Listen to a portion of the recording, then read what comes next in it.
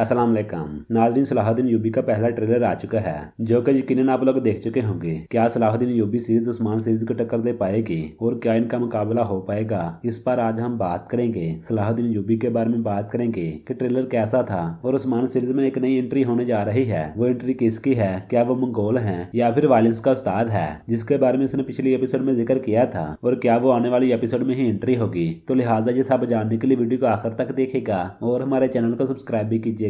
नाज़रीन, सबसे पहले बात करते हैं नई एंट्री की जो कि आने वाली एपिसोड में हो सकती है या फिर उससे अगली एपिसोड में। सोशल मीडिया पर एक पिक्चर वायरल हो रही है जिसमें हम देख सकते हैं कि जंगल का सीन है और स्मोक भी हमें नजर आ रही है। जितने भी ऐसे सीन होते हैं वो ज्यादातर मंगोलों के ही होते हैं, तो ज्यादा तवक्को यही है कि यहाँ पे किसी मंगोल की एंट्री होगी। लेकिन काफी लोगों का ये कहना है कि यहाँ पे वायलेंस के उस्ताद की एंट्री होगी। वैसे ऐसा होना भी मुमकिन है क्योंकि जो वायलेंस का उस्ताद है उसके बारे में भी वाज़ेह नहीं हुआ कि वो कौन है और उसका तल्लुक कहाँ से है, तो ऐसा होना भी मुमकिन है कि वहाँ पे उसी की एंट्री हो। लेकिन जो पिक्चर इशारा कर रही है उसके मुताबिक तो मंगोलों की एंट्री होगी। तो वैसे इसके बारे में आपकी क्या राय है? इस पिक्चर को देखने के बाद आपको क्या लगता है? क्या मंगोलों की यहाँ पर एंट्री होगी या फिर वायलेंस के उस्ताद की? इसके बारे में आपकी जो भी राय हो आप लोग अपनी राय लाजमी दीजिएगा। अगर बात करें सुल्तान सलाहुद्दीन यूबी की जिसका ट्रेलर आ चुका है जो कि यकीनन आप लोगों ने देख लिया होगा, जो कि बेहतरीन था। प्रोमो को देखने के बाद काफी लोग ये कहते होंगे कि सलाहुद्दीन उस्मान को टक्कर नहीं दे पाएगा क्योंकि जो हमने प्रोमो देखा वो इतना अच्छा नहीं था, लोगों का मानना है। लेकिन नाज़रीन ऐसा नहीं है,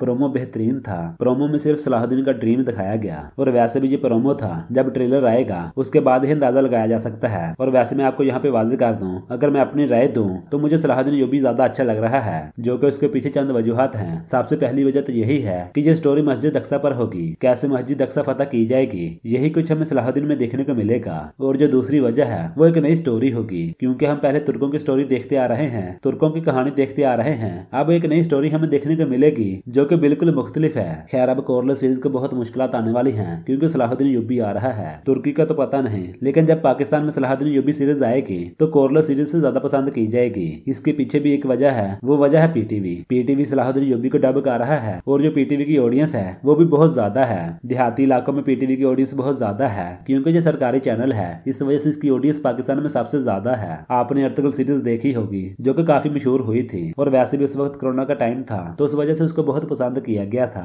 अभी सलाहुद्दीन यूबी को भी पसंद किया जा सकता है। इसके पीछे भी एक वजह है और वो वजह है फलस्तीन के हालात। यकीनन आप लोग समझ गए होंगे। तो इन सब के बारे में आपकी क्या राय है? आप लोगों की जो भी राय हो आप लोग अपनी राय लाजमी दीजिएगा।